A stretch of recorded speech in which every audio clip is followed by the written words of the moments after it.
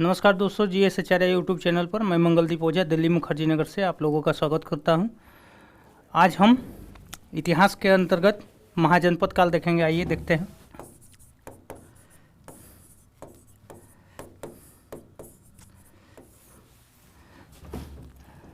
महाजनपद काल का जो स्रोत है वो है अंगुत्तर निकाय। यह एक बौद्ध ग्रंथ है, उसमें इसकी चर्चा आती है। उस समय 16 महाजनपद का उल्लेख मिलता है।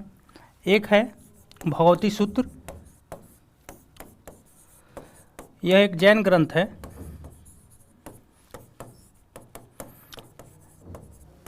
इसमें भी 16 महाजनपदों का उल्लेख मिलता है। इनमें से 3 महाजनपद जो थे वो बिहार में थे।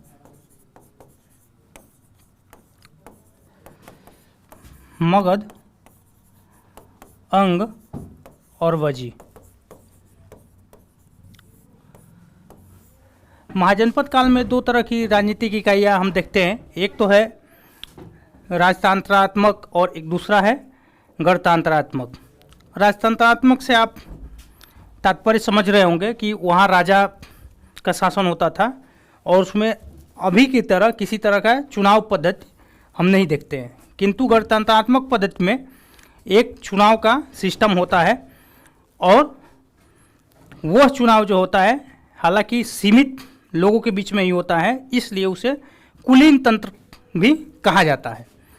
और कुलीन तंत्र का अर्थ है कि जो कुछ सीमित लोग हैं जो समृद्ध हैं, किसी तरह से आर्थिक उसके क्राइटेरिया निर्धारित कर दिया जाएगा, कुछ शैक्षणिक क्राइटेरिया होता है, उन्हीं को मताधिकार का अधिकार प्राप्त होता है और उन्हीं के मत से गणराज्य का जो शासक है वो इलेक्टेड होता है। तो इसमें वजी जो है वो एक गणराज्य है। और यहीं पर एक फैक्ट आप नोट कर लीजिए कि लिच्छवी जो है, जो वजी संघ के अंतर्गत एक गणराज्य था। वजी संघ में टोटल 8 गणराज्य थे, तो उसमें लिच्छवी जो है विश्व का सबसे प्राचीन गणराज्य है।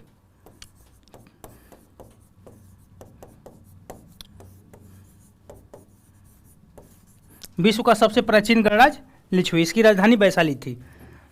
आइए अब एक एक करके देखते हैं। पहले हम वजी संघ को देखेंगे। वजी संघ के अंतर्गत विदेह एक गणराज्य था जिसका क्षेत्र मिथिला था।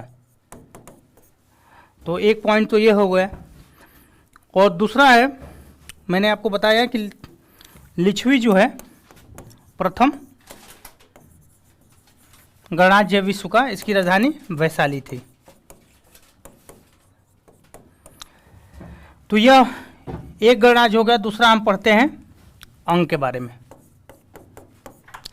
अंग की राजधानी जो थी वो चंपा थी और मगध सम्राट बिंबिसार ने यहाँ के शासक ब्रह्मदत्त को पराजित करके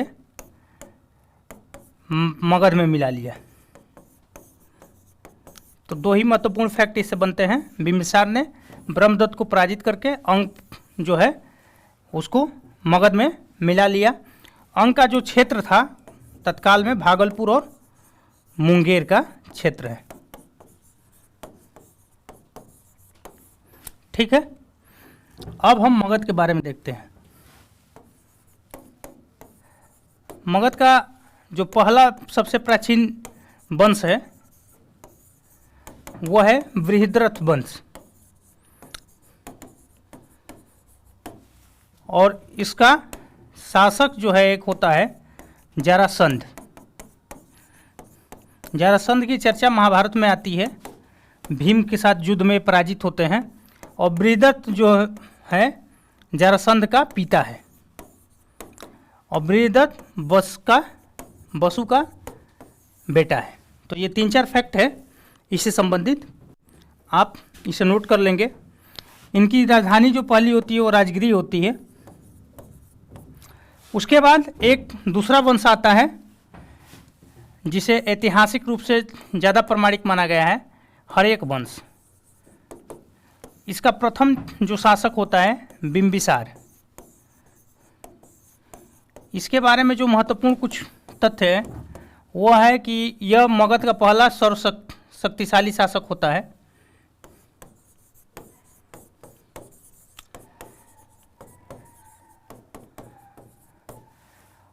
अंग का विजय करता है और विवाह कूटनीति को अप्रोच करता है अपने साम्राज्य के विस्तार हेतु। विवाह कूटनीति के अंतर्गत ये लिच्छवी की राजकुमारी चेलना से शादी करता है। इस तरह से जो वजी संघ है उसका मित्र बन जाता है और पंजाब के मद्रकुल का जो शासक है उसकी पुत्री जो है क्षेमा से शादी करता है और इस तरह से एक अपना मित्र राष्ट्र बनाता है और कौशल प्रदेश के महाकौशला रानी से शादी करके विवाह कूटनीति को अपनाता है।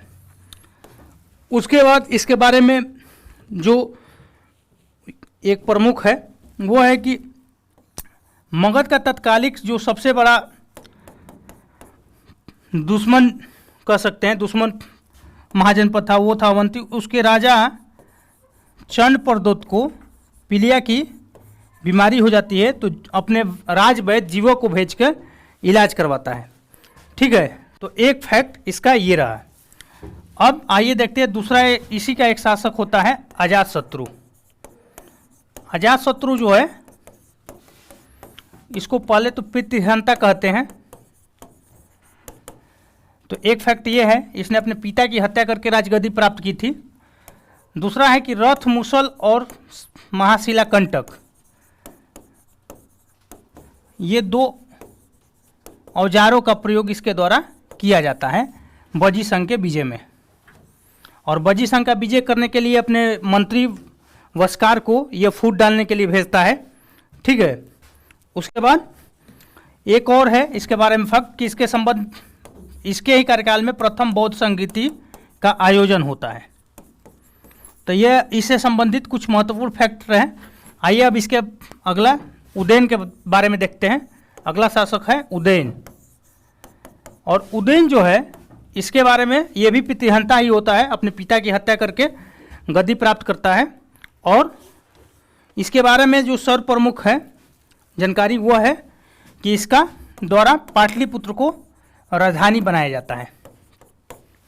ठीक है, और पाटलिपुत्र जो है गंगा, सोन और गंडक के तिरकोने पर अवस्थित एक जल दुर्ग के रूप में राजधानी का कार्य करता है, जहां से सुरक्षित राजधानी होने के कारण काफ़ी ही इसको अपने राज्य को सुरक्षित रखने में लाभ मिलता है और यातायात का संचार होने के कारण सैन्य मूवमेंट में इसको मदद मिलती है। इसका एक लड़का होता है नागदशक पुत्र। यह इस सम्राट वंश का अंतिम शासक होता है और इसी को पराजित कर आगे शिशुनाग द्वारा शिशुनाग वंश की स्थापना की जाती है। तो शिशुनाग वंश अगला वंश होता है जिसका पहला शासक जो है वो शिशुनाग ही होता है। और शिशुनाग के बारे में पहला है कि यह इस वंश का संस्थापक है। पहला तो यह है इन्फॉर्मेशन। और दूसरा जो है वो है कि इसने अवंती राज्य को, जो मगध का सबसे सर्वमान्य दुश्मन था, उसको विजित करता है और विजित करके मगध में मिला लेता है। और अवंती के साथ साथ यह कौशल वत्स को भी विजित करता है। तो यह जो है इसके बारे में प्रमुख जानकारी रही। एक और जानकारी इसके बारे में है कि इसने राजधानी को वैशाली ट्रांसफ़र किया। अब इसके बाद एक इसका लड़का जो है वो शासक बनता है पुत्र कालाशोक। और कालाशोक जो है इसके बारे में एक आध जो महत्वपूर्ण जानकारी है वो है कि पाटलिपुत्र में यह राजधानी ट्रांसफ़र करता है फिर है दूसरा बौद्ध संगति का आयोजन इसके कार्यकाल में होता है, बौद्ध संगीति 2। ठीक है, उसके बाद एक इसका उपनाम है कर्कवर्ण, काकवर्ण उपनाम आता है काकवर्ण। शिशुनाग वंश का अंतिम शासक होता है नंदीवर्धन। उसकी हत्या करके महापद्म नंद द्वारा नंद वंश की स्थापना की जाती है। और इसका प्रथम शासक होता है महापद्म नंद। महापद्म नंद के बारे में जो कुछ प्रमुख तथ्य हैं वो तो है, पहला कि इसने नंद वंश की स्थापना की।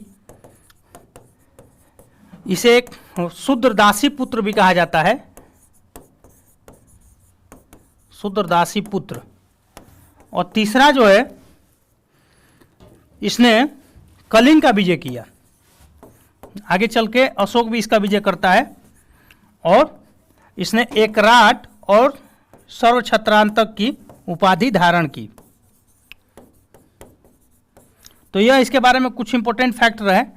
अब आइए इस वंश का एक लास्ट शासक होता है घनानंद।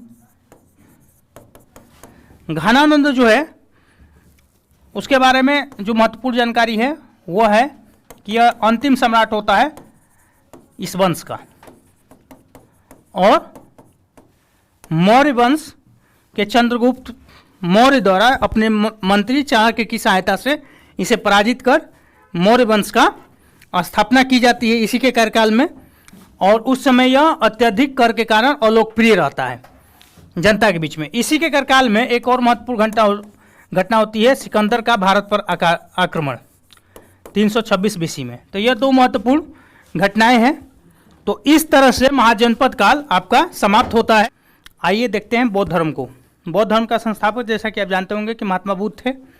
इनका जन्म जो है 563 ईस्वी पूर्व में हुआ था। तो एक फैक्ट इनसे संबंधित पहला ये रहा, और दूसरा है कि इनका जो मृत्यु होता है वो है 483 बीसी में। तो दो इम्पोर्टेंट फैक्ट इनसे संबंधित क्वेश्चन पूछे जाते हैं। मृत्यु का जो प्लेस है वो है कुशीनगर, यह देवरिया जिला में यूपी में अवस्थित है। और जन्म जो है वो लुम्बिनी में, यह वर्तमान में नेपाल में है। ठीक है, तो यह कुछ महत्वपूर्ण फैक्ट इनसे संबंधित है। अब कुछ और फैक्ट देखते हैं इनके बारे में। इनके पिता का नाम सुदोधन था और माता का नाम महामाया देवी। हालांकि आपको बता दूं कि इनकी माता का जन्म के बाद ही इनके कुछ समय बाद ही मृत्यु हो जाती है और इनकी मौसी प्रजापति गौतमी द्वारा इनका लालन पालन किया गया। और इनका बचपन का नाम राहुल है, सिद्धार्थ था। बचपन का नाम सिद्धार्थ था और इनके पुत्र का नाम राहुल था। पुत्र का नाम राहुल। ठीक है, उसके बाद कहा जाता है कि वैशाख पूर्णिमा के दिन ही बुद्ध के जीवन की 3 महत्वपूर्ण घटनाएं होती है। वैशाख पूर्णिमा के दिन ही उनका जन्म होता है, वैशाख पूर्णिमा के दिन ही उनकी मृत्यु भी होती है, और जिस दिन ज्ञान भी प्राप्ति हुआ उस दिन में संयोग से वैशाख की वो पूर्णिमा ही थी। और ज्ञान की प्राप्ति उनको होता है 35 वर्ष की उम्र में, 6 वर्ष की तपस्या के पश्चात। और यह होता है निरंजना नदी के तट पे। निरंजना नदी फल्गुन नदी के नाम से वर्तमान में जानी जाती है और यह गया में स्थान है, एक बोध गया, वहीं पर इनको ज्ञान की प्राप्ति होती है।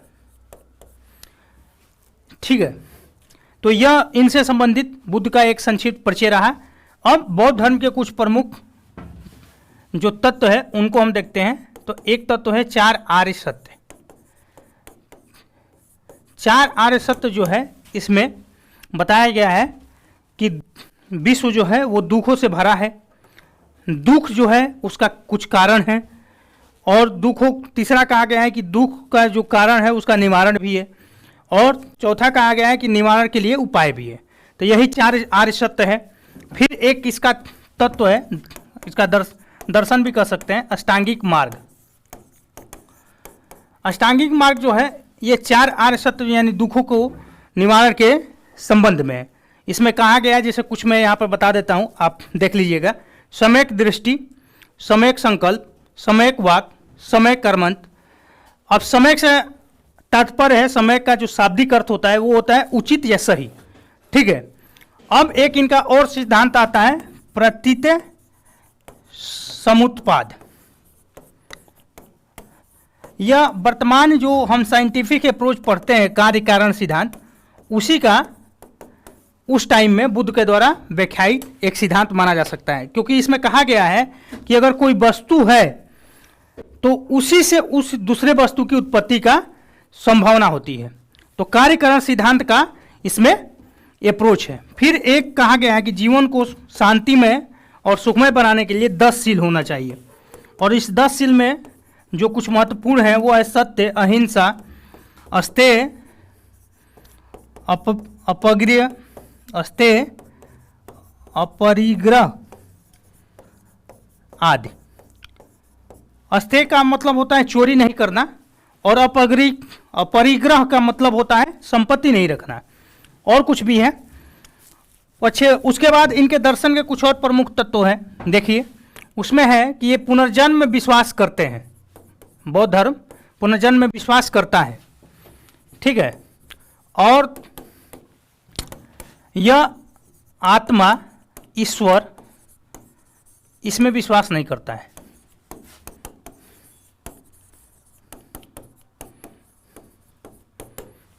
ठीक है। आत्मा ईश्वर में यह विश्वास नहीं करता है। इसके तीन त्रिरत्न है, वो उसको आप जान लीजिए। वो है बुद्ध, धम्म और संघ।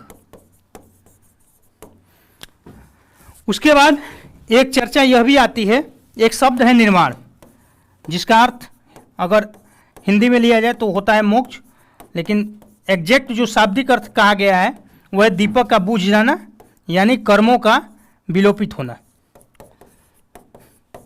जब कर्म का समाप्ति हो जाएगा तो आपको इस मर्त्यलोक में आने जाने की परंपरा समाप्त हो जाएगी। मोक्ष का अर्थ यही होता है। ठीक है। एक और चर्चा की गई है कि बुद्ध का जो पुनर्जन्म का है, अवतारवाद, जो हिंदू धर्म में आप पढ़ते होंगे, तो वैसा कहा गया है कि बुद्ध जो है विभिन्न रूपों में अवतार लेते रहते हैं, और लास्ट उनका अवतार हुआ था शाक्य मुनि के रूप में, और अगला जो अवतार होने वाला है वो मैत्रेय के रूप में। और इससे संबंधित एक क्वेश्चन यूपीएससी ने पिछले वर्षों पूछा है। ठीक है।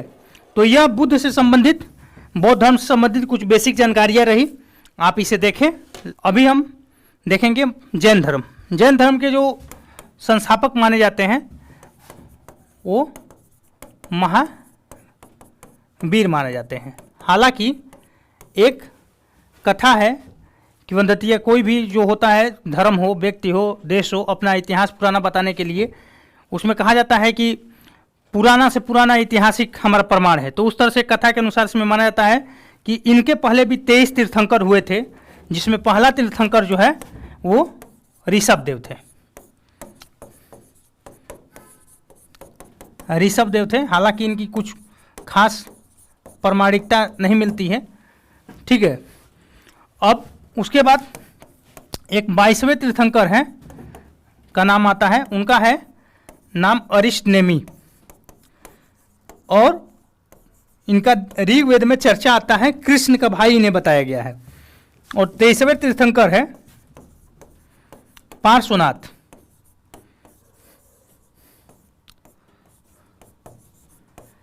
ठीक है। अब महावीर के बारे में हम विस्तृत जानकारी जानेंगे। आइए देखते हैं। महावीर का जो जन्म हुआ था वो 540 बीसी में हुआ था, और ये हुआ था कुंडग्राम में। कुंडग्राम आधुनिक जो वैशाली डिस्ट्रिक्ट है, जिसका जिला हेडक्वार्टर हाजीपुर है, उसमें स्थित है। ठीक है। इनका जो मृत्यु हुआ था वो हुआ था 468 बीसी में, और ये हुआ था पावापुरी, राजगिरी, नालंदा डिस्ट्रिक्ट। ठीक है। पावापुरी नालंदा डिस्ट्रिक्ट में है, राजगिरी के पास। तो ये दो महत्वपूर्ण जानकारियाँ रही। इनके बाद इनका बचपन का नाम था वर्धमान।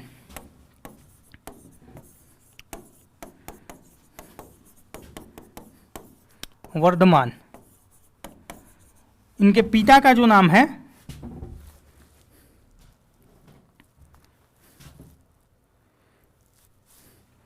पिता का नाम सिद्धार्थ,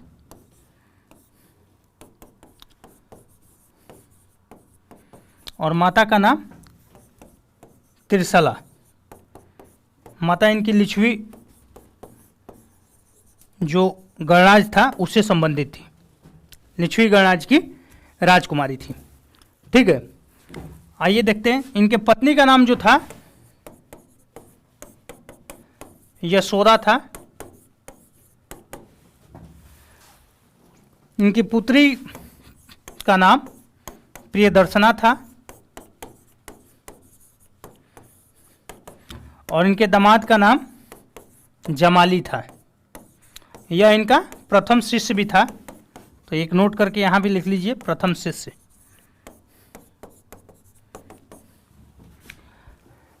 जमाली जो है प्रथम शिष्य। इनको ज्ञान प्राप्ति 42 वर्ष की उम्र में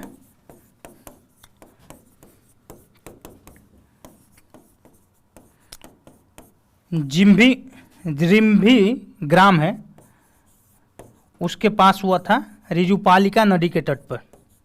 रिजुपालिका नदी के तट पे। ठीक है, इनको ज्ञान की प्राप्ति 42 वर्ष की आयु में हुई थी। जब इनको ज्ञान प्राप्ति हुआ तो इनको कुछ उपाधियाँ मिली, उन उपाधियों को आइए देख लेते हैं।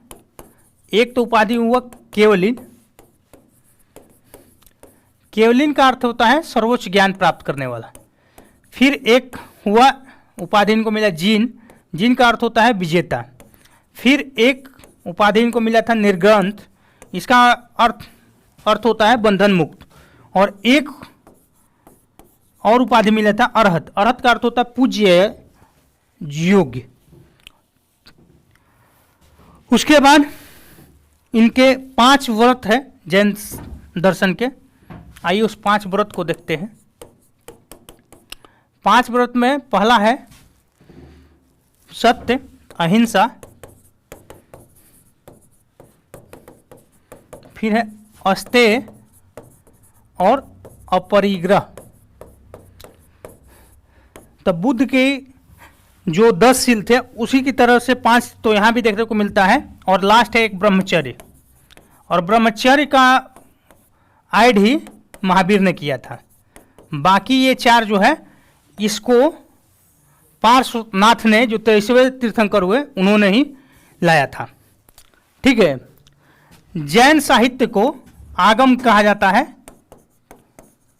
आप याद रखिएगा, जैन साहित्य को आगम कहा जाता है। और त्रिरत्न, इसमें भी एक कंसेप्ट है, जैसे बौद्ध धर्म में हमने देखा था, वह है सम्यक दर्शन, सम्यक ज्ञान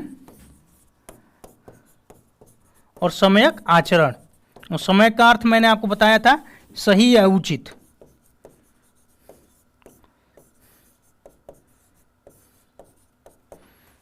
ठीक है, उसके बाद इनके दर्शन में एक स्यादवाद का सिद्धांत आता है। और स्यादवाद जो है उसका